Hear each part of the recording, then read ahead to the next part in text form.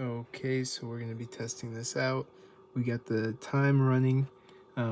This bottom row of buttons is going to increment the time, hours, minutes, seconds, respectively, and this row is going to decrement the time, hours, minutes, seconds, respectively.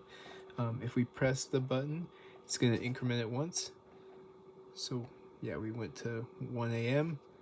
and then if I press this, should go back, yep, to 12 p.m. But if I press and hold it, you can see it goes up by 3 because we're incrementing it every 333 milliseconds and then updating the LCD every 1 second. Same thing for the minutes. We can decrement it. Goes back to 7:59, and then we can decrement the hours. Go from AM to PM and vice versa. And now we can test the seconds. Incrementing the seconds,